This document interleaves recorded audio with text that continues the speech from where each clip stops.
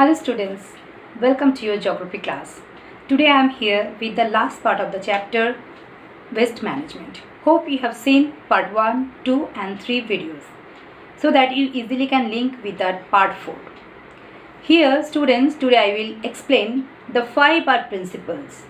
These 5R principles actually used to manage the waste. In part 1 I have explained the sources of waste, the classification and the impact of waste. In part 2 I have explained need for management of waste. In part 3 I have explained methods of safe disposal of waste, and in part 4 that is 5 principles to manage the waste.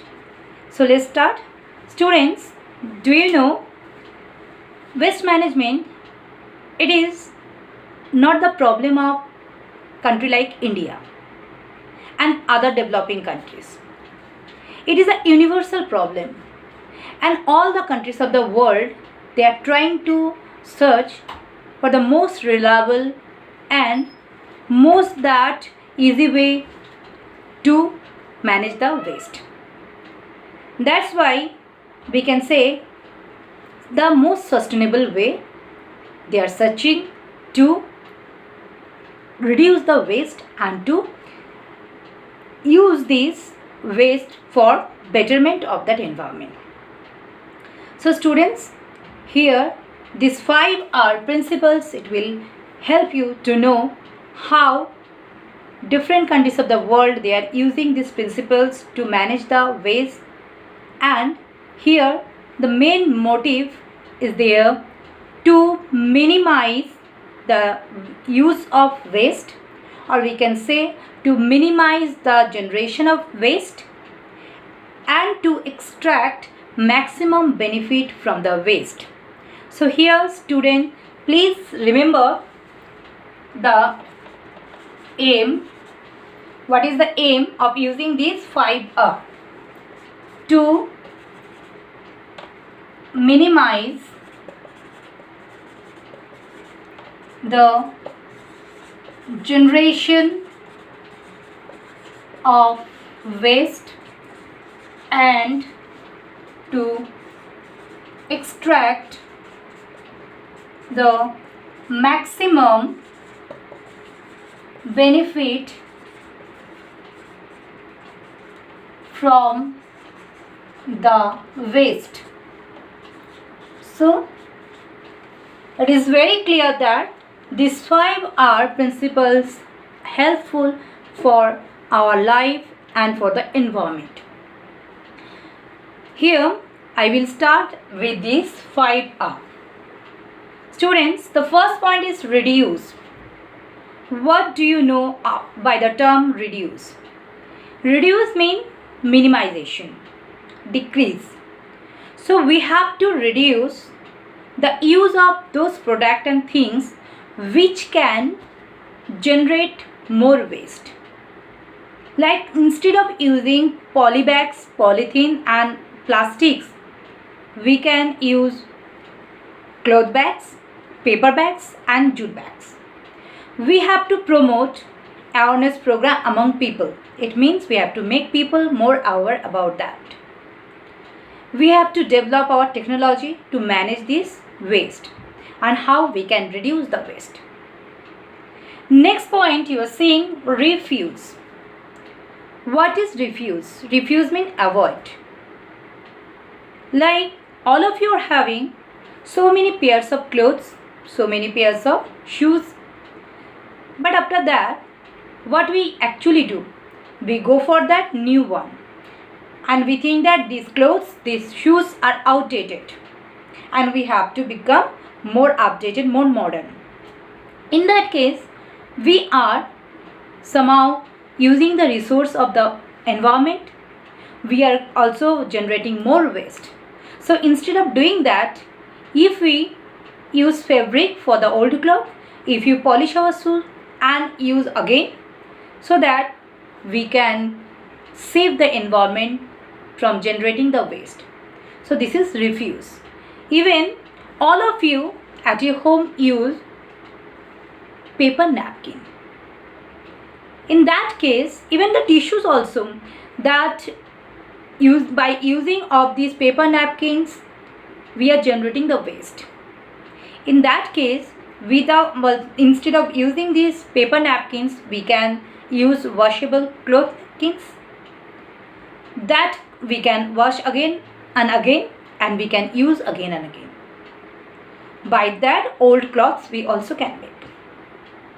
So this is refuse. Next will be reuse. Reuse means again use. Just I have given example that about your old clothes. Here students, those clothes are in good condition but old and we don't want to wear. I think like me, all of you used to give to the people who are having the needs or the needy people. You used to give to them.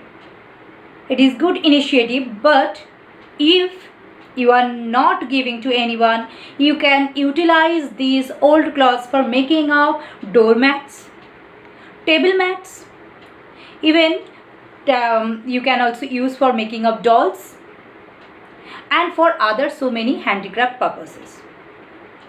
So here you only need some skill, and nowadays also it is known at the time of technology. You easily can search that way how you can use these old clothes by searching internet.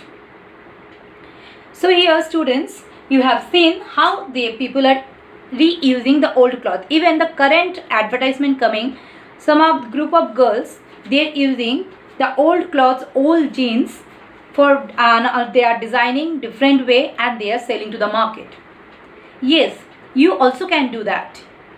You can also decorate your even you can also design your dresses by that old clothes, by some old buttons and by different way. Some of that industries are having some solid waste.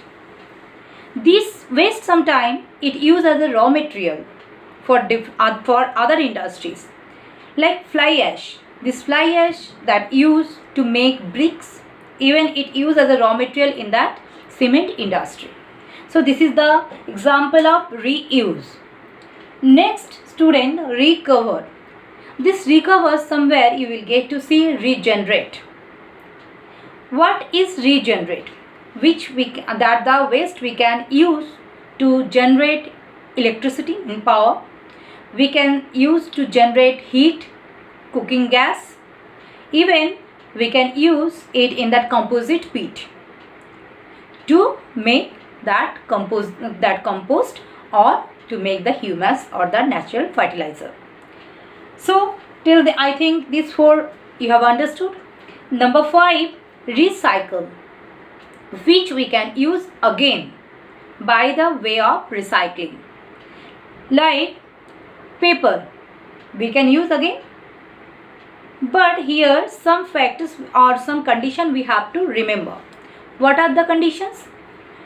Before sending for recycling of the waste material, we have to segregate that, because all the materials are not having the capacity that we can recycle, but those having and those material we can recycle, we have to segregate before.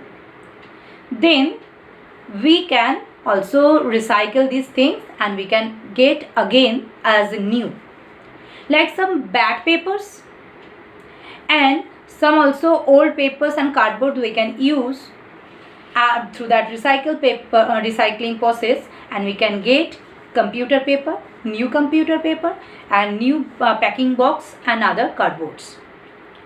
Here student, also you can use you can't use, actually the country can use the old car which is also scrapped.